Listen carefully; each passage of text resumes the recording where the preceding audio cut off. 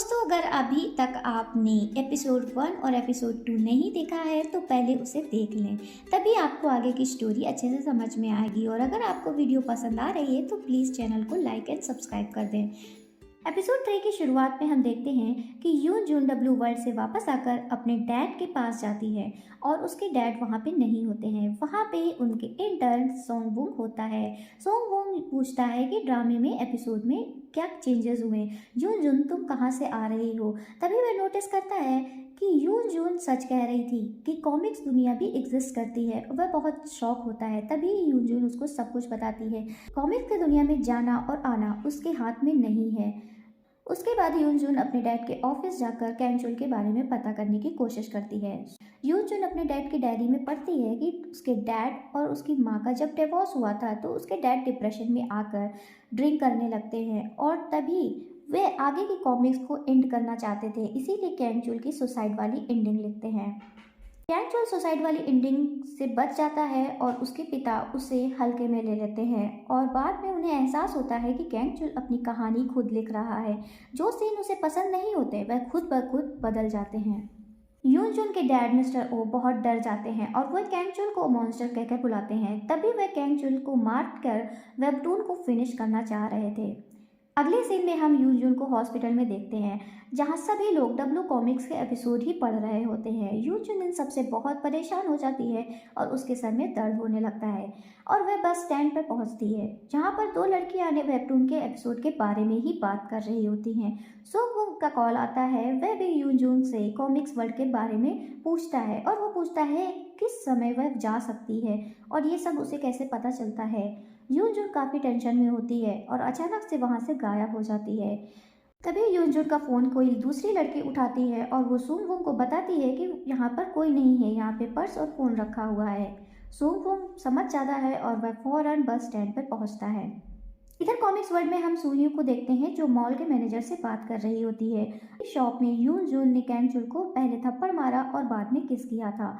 Manager बताती है कि प्रेसिडेंट कैंचुल के कहने पर सारी सीसीटीवी फोटोज डिलीट कर दी गई थी और सोहिंग कैंचुल की सेक्रेटरी को पता चलता है कि यून जून ड्रेसिंग रूम से गायब हो गई थी। जब वह ड्रेसिंग रूम में देखने जाती है तो वहाँ पे यून जून उसे बेहोश मिलती है।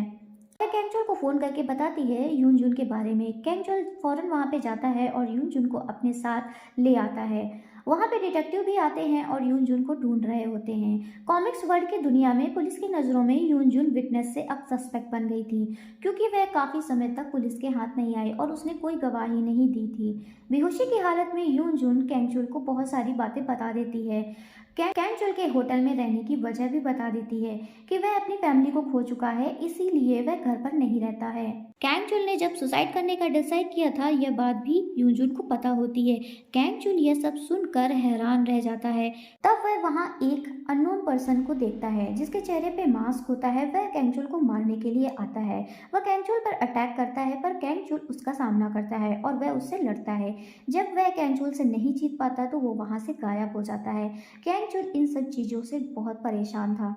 जब यून जून की आंख खुलती है तब वह वहाँ से फिर से भागने के बारे में सोचती है। इस बार कैंचुल को सरप्राइज करने के लिए और रियल वर्ल्ड में जाने के लिए वह गन और सडक्शन दोनों तरीके अपनाती है पर कैंचुल पर उसका कोई असर नहीं होता है। कैंचुल यून जून को गन पॉइंट पर लेकर उससे पूछता है कि तुम कौन हो, लास्ट टाइम कैसे गायब हुई थी। यून जून बताती है कि लास्ट टाइम किसके बाद वो गायब हो पाई थी और कैंचुल इस थ्योरी को टेस्ट करने के लिए यून जून को फिर से किस कर देता है। यून जून बताती है कि ज़रूरी नहीं है कि तुम्हारे किस करने के बाद मैं गायब हो पाऊँ। तुम्हारे इमोशन मैटर रखते हैं क्योंकि तुम मेन कैरेक्टर हो। यून जून कुछ साफ साफ नहीं बताती है। कैंचुल उसे गन से डराता है। कैंचुल उसे गन पॉइंट पे लेकर उससे सब कुछ जानने की कोशिश करता है पर यून जून कुछ साफ साफ नहीं बताती है तो कैंचुल रियल में उसे शूट कर देता है। पर यून जून को कुछ नहीं होता, वह बेहोश हो जाती है। कैंचुल को पता था कि यून जून को गोली से कुछ नहीं होगा, इसीलिए उसने यून जून से सच निकलवाने के लिए उसे शूट कराया था। यून जून तो बेहोश हो जाती है। यून जून के होश में आने पर कैंचुल उससे सॉरी बोलता है। हालांकि कैंचुल समझ रहा था कि यून जून इमॉर्टल है और वह दूसरी दुनिया से है। कैंचुल उसके सारे सवालों को जवाब देने के लिए कहता है पर वह मीडिया और पुलिस को नहीं बताता है। पर सू ही कहती है कि यून जून को पुलिस के हवाले कर देना चाहिए। कैंग-चुल किसी काम से दूसरी कंट्री जाता है और यून-जुन को अपने घर पे ही रखता है। कैंग-चुल को सरप्राइज़ देने के लिए यून-जुन उसे आई लव यू बोलती है, पर कैंग-चुल सरप्राइज़ नहीं होता है। जाते टाइम यून-जुन बताती है कि वह कैंग-चुल की बहुत बड़ी फ़ैन है, वह भी उसकी हैप्पी एंडिंग चाहती है। और यहीं पे हमें पता चलता है कि कैंग-चुल जो कि यून-जुन को अपनी लाइफ़ की चाबी मानता है, इसीलिए वेबटून की मेन हीरोइन यून-जुन बन जाती है। इसीलिए वो कॉमिक्स वर्ल्ड में आती जाती रहती है। और यहाँ पे एपिसोड 3 का एंड हो जाता है।